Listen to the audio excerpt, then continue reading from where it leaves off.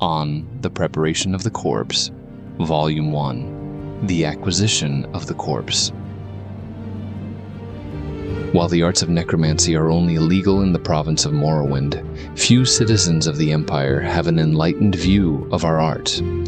Thus, the acquisition of corpses on which to experiment is often difficult. In Cyrodiil, a few necromancers who have served the Empire are given the corpses of criminals and traitors to use legally. This provides those who have acquired such a post with a fresh supply of corpses, most of them young, strong, and intact. In Morrowind, the outlawing of necromancy would make its practice impossible were it not for the fortunate institution of slavery. While the temple will investigate obvious signs of necromancy, such as hastily emptied graves or ash stolen from one of their ash pits, a careful and discreet necromancer can thrive in Morrowind by taking slaves at a modest rate. Most will assume the slave escaped or died in the Ashlands. Finding suitable corpses in Black Marsh is nearly impossible due to their rapid decay. There are also diseases, Argonian tribesmen, and other difficulties that must be dealt with. I know of only a few slowed necromancers who operate successfully in Black Marsh, and even they stay near coast. While the forests of elsewhere pose some of the same problems as those of Black Marsh, the deserts preserve corpses for hundreds of years in a way that requires very little preparation. Khajiit of the desert tribes are often buried with only a small cairn of stones, which are easy to find and uncover. The Khajiit show remarkably enlightened indifference to graves being uncovered. It is said that in the port of Senchel, one may purchase anything one desires. This is true if you desire fresh corpses. While few Bosmer perform Arke's rituals when burying the dead, the more primitive Bosmer still practice cannibalism upon their enemies, which reduces the number of available corpses. As would be expected from such a backwards people, they have an intolerance of necromancy that goes beyond all reason. Many necromancers who practice our arts in Valenwood become one with the trees themselves. Somerset Isle is even worse in some ways. Some Altmer born into the most respected, noble, and scholarly families are actually allowed to study the dead in the open.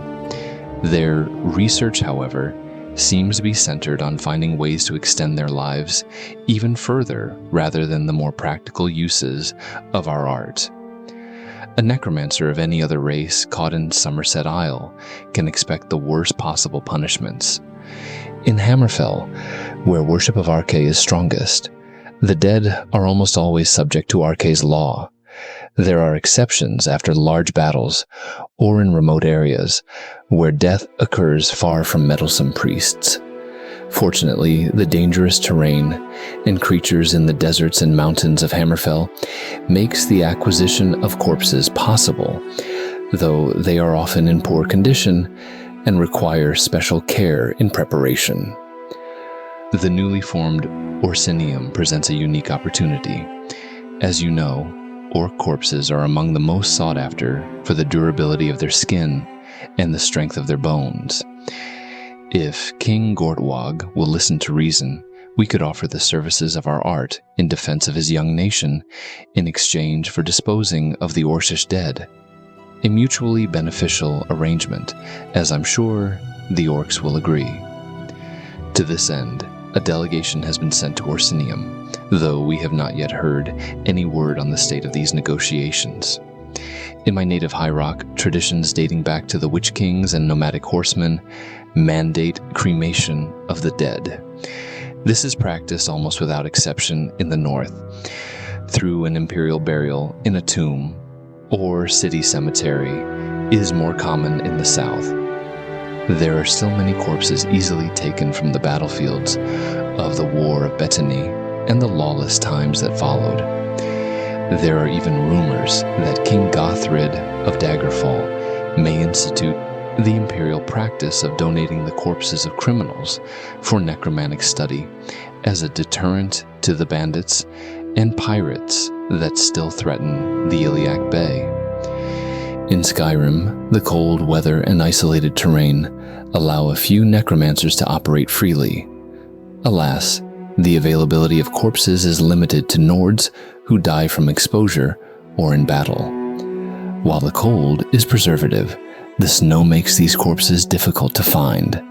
More research dedicated to the magical detection of corpses would be invaluable to the necromancers of Skyrim. The Slode are the most famous necromancers, but little is known of their native Thras. In Tamriel, Slode only practice necromancy on other races. It is uncertain whether this is true in Thras as well.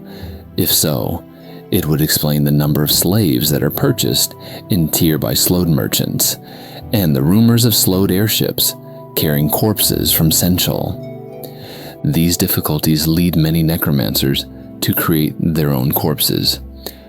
While I prefer to work with those who have died a natural death, a more expedient approach is sometimes necessary to further the study of the art. While the arts of necromancy can be practiced on animals, such experiments rarely produce interesting results. The servant's ability to follow directions seems to be related to the subject's intelligence in life. While raising the corpse of a man, elf, or beastman can produce a useful servant, the corpses of animals produce mere guard dogs at best. Often, a raised animal is unable to distinguish its master from the rest of the living, and many amateur practitioners have been torn apart by the animal servants they created. Let such stories be a lesson to you.